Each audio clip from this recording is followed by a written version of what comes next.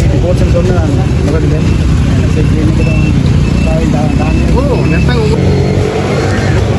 வேறு மக்கள் ஆர்ப்பாட்டம் தயாராகிட்டுனா பாருங்க அந்த வேலையில் பட்டாதிகள் பாருங்க.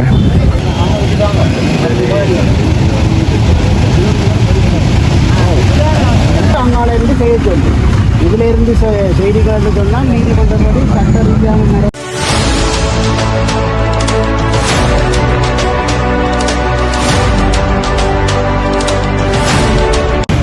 ஃபுல்லாக போட்டிருக்காங்க வேறு.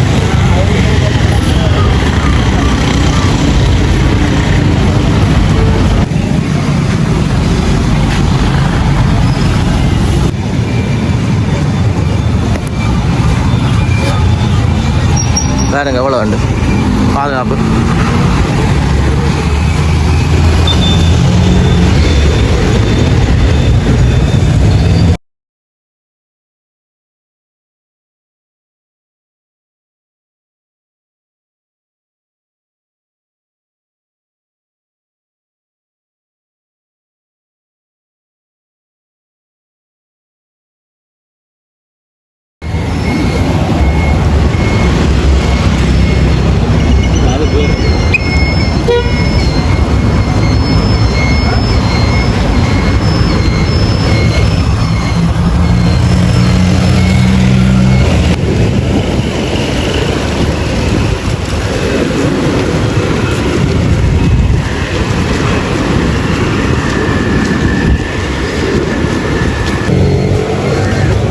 வேறு மக்கள் ஆர்ப்பாட்டம் தயாராகிட்டுனா பாருங்க அந்த வேலையில் பட்டாதிகள் பாருங்க. கச்சேரியை நோக்கி வேறனியாக போயின வர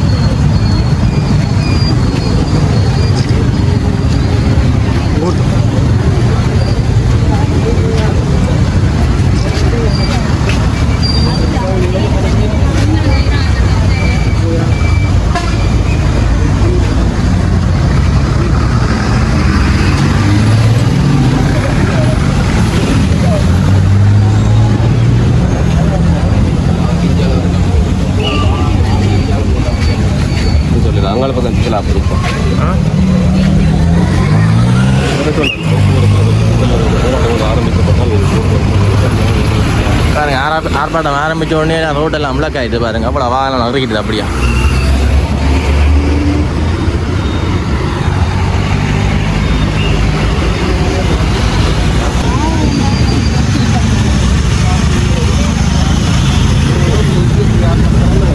உங்களுக்கு என்ன சொல்கிறாங்க, நீதிமன்றம் கட்டளை வழங்குறது செஞ்சுட்டு அங்காலேருந்து செய்ய சொல்லி இதுல இருந்து செய்திகள் சொன்னால் நீதிமன்றப்படி சட்ட ரீதியான நடவடிக்கை எடுக்க வேண்டிய இருக்குன்னு சொல்கிறேன்.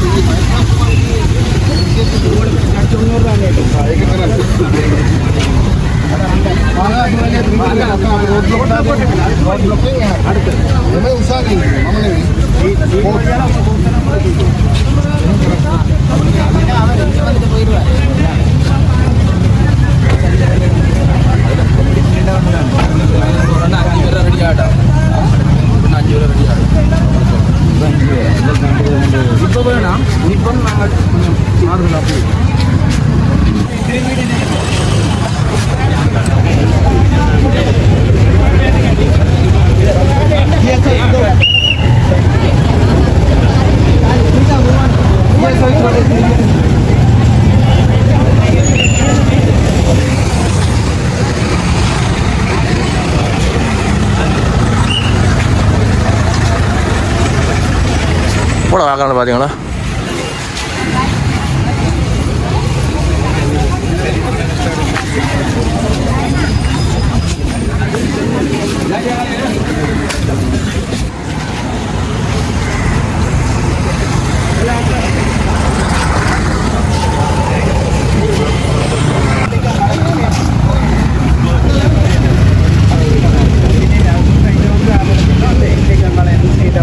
உங்களுக்கு தண்ணி போச்சுன்னு சொன்னாங்க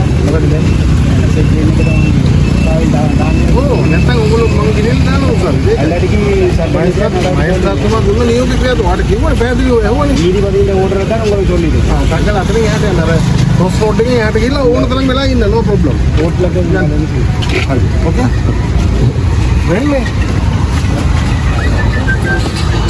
அந்த டிசிசி மீட்டிங்கில் இன்வால்வ் ஆகிறதுக்கு நாங்கள் மினிமம் அது ஒரு குறிப்பிட்ட அளவு மீட் பண்ணணும்னு சொல்லி ரிக்வெஸ்ட் பண்ணியிருந்தாங்க. அதுக்கு எங்களுக்கு இது வரைக்கும் பதில் கடிதம் எதுவுமே கிடைக்கல. சேம் அதே திங்கக்கிழமை கவர்னர் ஆஃபீஸ்கிட்டே நாங்கள் ரிக்வெஸ்ட் பண்ணினாங்க. அவங்களால இது முடியலாம் போயிட்டுது. அதே எம்பிபி ஆஃபீஸ்லேயும் ரிக்வெஸ்ட் பண்ணினாங்க, முடியலை.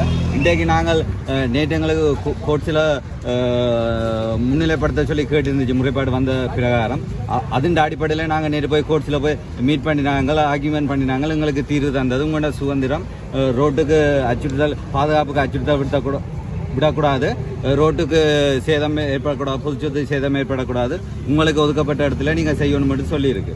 அதை மதித்து நாங்கள் அங்காளி சைட் நின்ற நாங்கள் அது எங்களுக்கு சூட்டபிள் இல்லைன்றாக்காக இப்போதைய இங்கே பூங்கா சைட் வந்து நாங்கள் அப்படி இருந்தும் கூட அதுலேருந்து எங்கள் பிள்ளைகள் நிறைய நின்றவே ஒரு பஸ்காரங்க கூட மறைக்க நிற்கிறாங்களில்ல, ஆட்டோக்காரங்களும் மறைக்க நிற்கிறாங்களில்ல. நாங்கள் இப்போ வீதி ரூல்ஸை மதித்து தான் ஹெல்மெட்டை போட்டு வச்சுக்கொண்டு நிறைய பேரை ஏற்றி பிக் பண்ணி அதுவும் 2 பேரை ஏற்றாமல் ஒரு ஆளை தனியாக ஏற்றி கொண்டு வந்து ரூல்ஸை மதித்து தான் நாங்கள் இப்போ வரைக்கும் நிற்கிறோம்.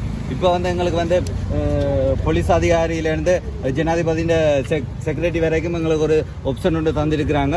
குறிப்பிட்ட ஒரு 2 பேர் 3 பேர் போய் எங்களுடைய ப்ரொப்போசல் ரிக்வெஸ்ட்டை வந்து அந்த இடத்துல செயலாளர்கிட்ட கொடுக்கறதுக்காக ஒரு அப்பாயின்மெண்ட் எடுத்து தரதுக்காக முன் வந்திருக்கணும். அதுக்கு நாங்கள் பாராட்டு தெரிவித்து கொள்ளுகின்றோம், வாழ்த்துகின்றோம். ஆனால் எங்களுக்கு இந்த ஆப்பர்ச்சுனிட்டி வந்து திங்கட்கிழமை வருமென்று சொன்னால் நாங்கள் இன்று வரைக்கும் போராட வேண்டிய அவசியம் இல்லை. இன்றைக்கும் வேலை இல்லாமல் வந்து போராட வேண்டிய தேவையில்லை. எங்களுக்கு நாங்களும் நட்பு ரீதியாக தான் அணுகிறோம், பாதுகாப்பான முறையில் தான் அணுகிறோம். ஸோ எங்களுக்கு அப்படி ஒரு வாய்ப்பு கிடைக்கிற பட்சத்தில் நாங்கள் 3 பேர் ரெண்டாலும் போய் உள்ள கதைக்கிறதுக்கு ரெடியாக இருந்த நாங்களா. ஆனால் திடீரென்று இன்றைக்கு விடிய 7:30-8 மணிக்கு தான் இன்ஃபர்மேஷன் வருது உங்களை மீட் பண்ணுறதுக்கு 2 பேர் உள்ளே போகலாம்னு சொன்னால் நான் அதுக்கு முன்னாடி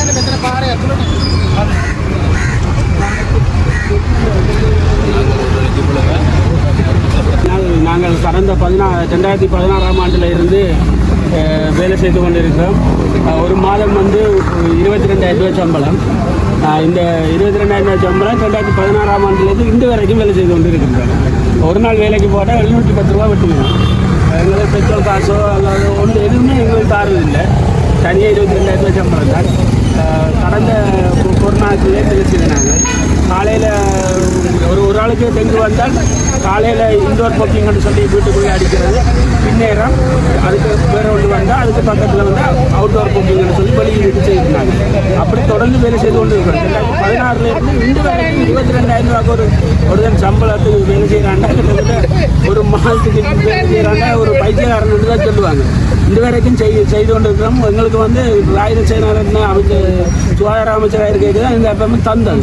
ஒரு வருஷத்தில் எங்களுக்கு பெர்மனன்ட் தரேன்னு சொல்லி தந்ததால் நாங்கள் சரி செய்வோம் சொல்லி ஒவ்வொரு அரசாங்கம் மாறிக்கொண்டு இருக்க நாங்கள் தருவோம் சொல்லிட்டு தான் வேலை செய்தது. எல்லா அரசாங்கத்தையும் நம்பி கடைசியாக இன்றைக்கு இப்படி ஒரு நிலையில் நிற்கிறோம்.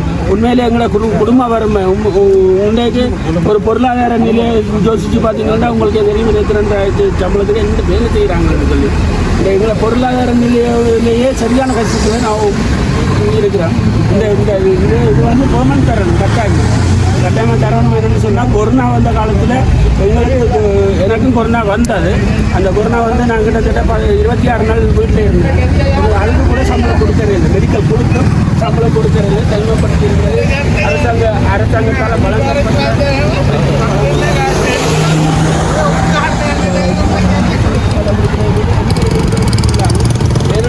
நாங்கள் கவர்மெண்ட்டால் வழங்கப்பட்ட எங்களுக்கு ஐரன் இருக்குது.